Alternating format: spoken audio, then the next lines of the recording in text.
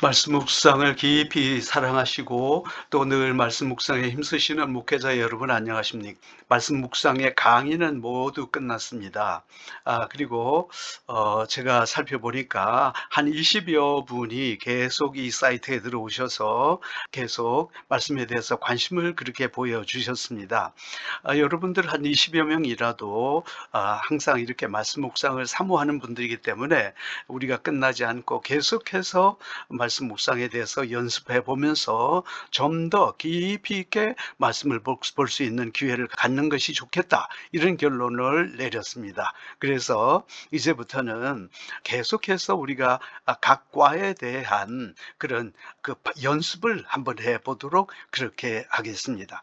그래서 이번 주간에는 제3강 말씀의 주제 및 구도 파악 훈련, 이것을 연습해 보도록 그렇게 하겠습니다. 깊이 있는 말씀 묵상이야말로 깊이 있는 설교의 지름길입니다. 모든 목회자들은 그야말로 참 좋은 설교, 깊이 있는 설교를 하기를 원합니다. 그러나 깊이 있는 말씀 묵상이 존재되지 않고는 결단코 참 깊이 있는 설교가 나올 수가 없는 것입니다. 또 말씀의 정확한 구도와 주제 파악이야말로 깊이 있는 묵상의 지름길이기도 합니다. 그만큼 말씀을 볼 때 주제 파악을 잘하고 구도 파악을 잘하는 것, 이것이야말로 그야말로 말씀 묵상의 핵심이다, 그렇게 볼 수가 있는 것이지요. 그래서 이번 주간에 묵상할 본문을 말씀드리겠습니다. 갈라디아서 4장 1절에서 11절, 야고보서 2장 14절에서 26절, 마가복음 2장 1절에서 12절의 말씀을 가지고 여러분 시간 나는 대로 쭉 묵상해 보시면 좋겠습니다. 구도 파악 및 주제 파악의 방법을 말씀드리겠습니다. 말씀 묵상을 하는 데 있어서 정말 중요한 것은 내가 하는 것이 아니라 성령님께서 하도록 그렇게 성령님께 맡겨드리는 겁니다.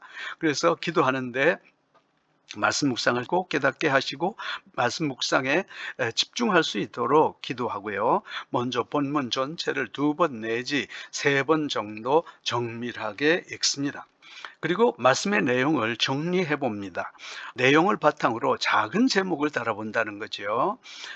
예를 들어서 1절에서 9절까지 있는 성경이라고 할 때, 1절에서 3절 내용은 이런 거구나. 4절에서 5절 내용은 이런 것이고, 6절에서 7절의 내용은 이런 것이고, 8절에서 9절까지의 내용은 이런 것이구나 하고 거기에 작은 제목을 이렇게 달아본다는 거죠.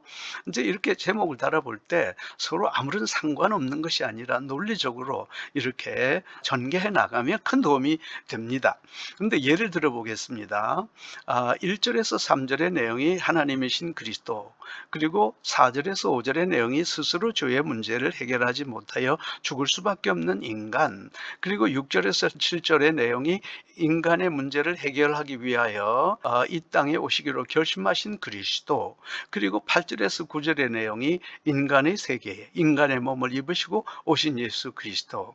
이것은 하나의 이해입니다. 어떤 성경이 아니라. 자, 이렇게 해서 하나의 그 소제목을 달아본다, 그 말씀이에요. 이렇게 되면 위의 내용이 자동적으로 구도가 되는 거죠. 그럼 구도 파악이 사실은 끝난다는 겁니다. 자, 그래서 이 전체 정리된 내용을 포괄할 제목을 달아본다는 거죠. 근데 앞에서 살펴본 것은, 와, 정말 하나님께서 굳이 이렇게 인간의 세계까지 오셔야 되겠나? 이렇게 우리를 사랑하시는가? 그래서 대충 잡아본 제목이 하나님이 굳이 이렇게까지?